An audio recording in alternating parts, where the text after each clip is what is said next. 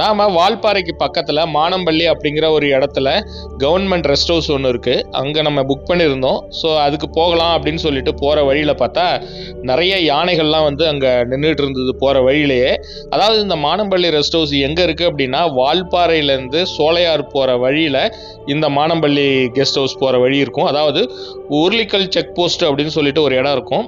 அங்கிருந்து ஒரு 9 kilometre of ரோடில் நம்ம ட்ராவல் பண்ணி உள்ளுக்குள்ளார போகிறோம் அப்படின்னா நாம் இந்த மானம்பள்ளி செக் போஸ்ட் வந்து ரீச் பண்ணலாம். அதுக்கு முன்னாடி இந்த உருளிக்கல் செக் போஸ்ட்டில் உள்ள ஃபாரஸ்ட் ஆஃபீஸில் நம்ம என்ட்ரி போட்டுட்டு அவங்க ஒரு ரிசிப்ட் கொடுப்பாங்க.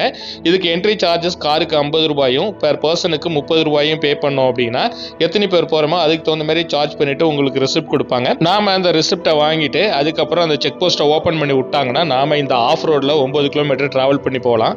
போகிற வழியில் வந்து பார்த்திங்கன்னா நாங்கள் எதிர்பார்க்கவே இல்லை, ரோட்லேயே வந்து ஒரு இந்தியன் கார் வந்து நின்றுட்டு இருந்தது. பொதுவாக இந்த ரூட்டில் ட்ராவல் பண்ணும்போது யானைகளும் வந்து குறுக்க நிற்கும் அப்படின்னு சொல்லி சொன்னாங்க. நாங்கள் ஒரு பயத்தோடு தான் நம்மளுடைய பயணத்தை வந்து ஸ்டார்ட் பண்ணோம்.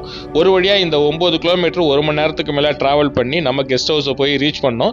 ரெஸ்ட் ஹவுஸ்க்கு பின்னாடியே பார்த்தீங்கன்னா ஒரு சூப்பரான ஒரு ஆறு ஒன்று போச்சு. இங்கே அனிமல்ஸ்லாம் தண்ணி குடிக்க வருமா. அதை விட பெரிய ஆபத்து என்னென்னா இங்கே முதல்ல இருக்குது, அதனால் இறங்க வேணாம்னு சொல்லி போர்டு வேறு வச்சுருந்தாங்க. ரூம்லாம் பார்த்தீங்கன்னா நல்லா நீட்டாகவே இருந்தது. 2 விதமான ரூம் கேட்டகரி இருக்குது. பிளாக் ஏ பிளாக் பின்னு சொல்லிட்டு. பிளாக் ஏ வந்து 5500 ரூபாயும், பிளாக் பி வந்து 4500 ரூபாயும் வந்து சார்ஜ் பண்ணுறாங்க. நாங்கள் அப்படியே ரூமில் செக்இன்லாம் முடிச்சுட்டு ஈவினிங் அப்படியே ஜஸ்ட் ஒரு வெளியில் போனோம். போகிறப்ப பார்த்தா ஒரு சாம்பார் டியர்லாம் அங்கே மேய்ஞ்சிருந்தது. பக்கத்துலேயே பார்த்தா முதலையும் இருந்தது. ரெண்டுமே பக்கத்தில் எங்களுக்கு ஆச்சரியமாக இருந்தது. இதெல்லாம் பார்த்துட்டு நைட்டு நம்ம ரூமுக்கு திரும்பும்போது பார்த்தீங்கன்னா நல்லா கும் இருட்டு. அதில் நம்ம மட்டும் அந்த அடர்ந்த காட்டுக்குள்ளார ட்ராவல் பண்ண செம்ம த்ரில்லாக இருந்தது. இந்த காணொலியோட முழு காணொலி தொகுப்பும் உங்களுக்கு வேணும்னா ஜாலி ட்ரிப் யூடியூப் சேனலில் இருக்குது. அங்கே போய் நீங்கள் செக் பண்ணிக்கிங்க.